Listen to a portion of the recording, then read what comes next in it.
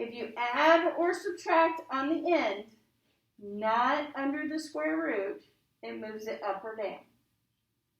Okay. If you add or subtract inside the square root, it moves it right or left. If you put a negative out in front, it flips it down. If you put a negative on the inside, it flips it to the right or the left, flips it sideways.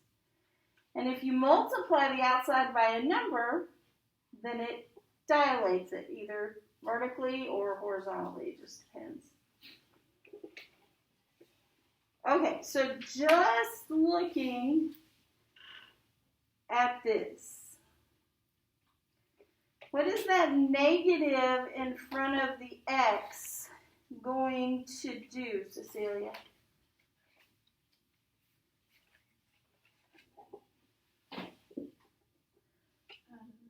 Okay, that's all right. We shall learn this. The negative in front of the x, like here, when you have the negative under the square root, that's when it does this. Okay, so what's it going to do over here? Reflect over the y-axis. So it's going to move it so it's facing this way instead of facing the other way. So I know it's going to reflect over the y-axis.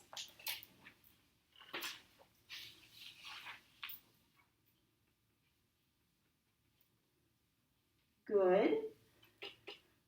Kendrick, what's the -2 under the square root going to do? If it'll help, look back up to E. What did it do on E, the -2? Yep. That's exactly what it's going to do here.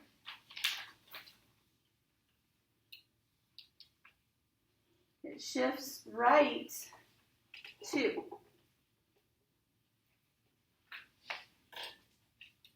So just by knowing those things and then knowing what the shape of a square root is supposed to look like, it'll make picking out the graph so much quicker and easier, hopefully. All right, so we know that when we have negative x minus 2 equals 0, right, under there. We have negative x equals positive 2. Everybody see what I'm doing? And now x equals negative 2. Uh-oh.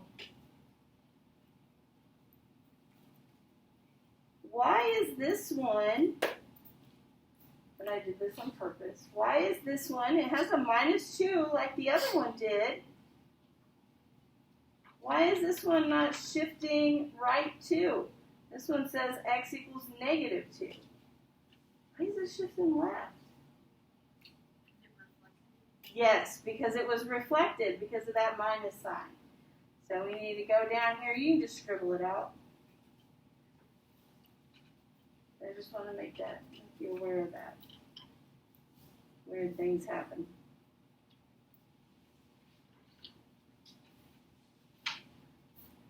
Okay, so if I plug in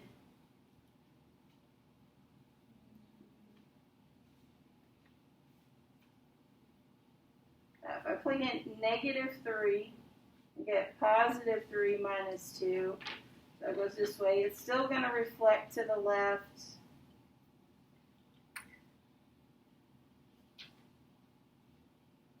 Plug in -6. It's going to give me 2. Looks like this.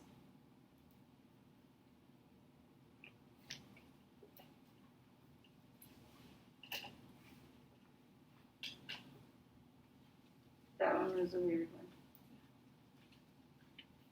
But that's okay, because some of them are weird ones.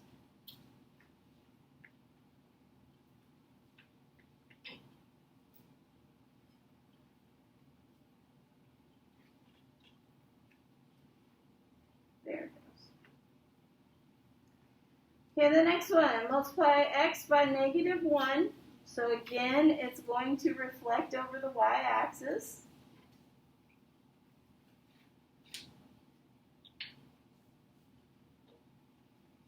And then before I say which way it's going to shift, I'm going to take -x plus 2 and set it equal to 0, and that's going to help me to figure out whether it's going to shift left or right.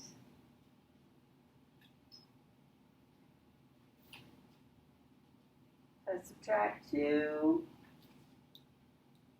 and divide by -1, so it's going to shift to the right 2.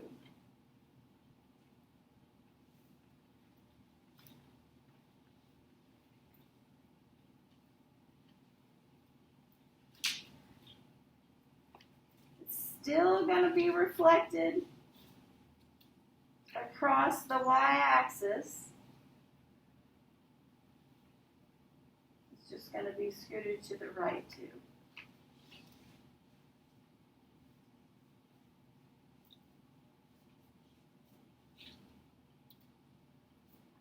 It kind of does that number.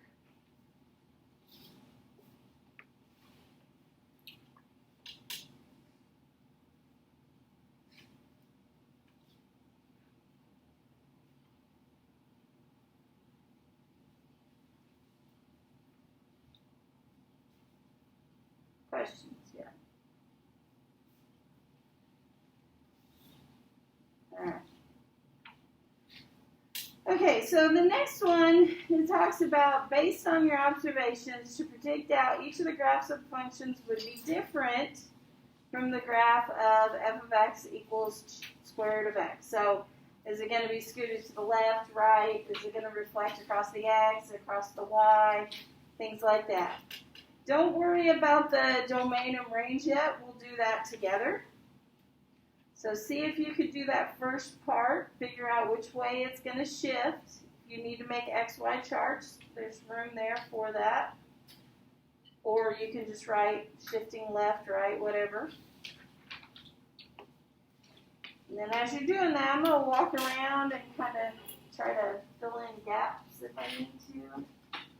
Any questions? See how many minutes this has gone.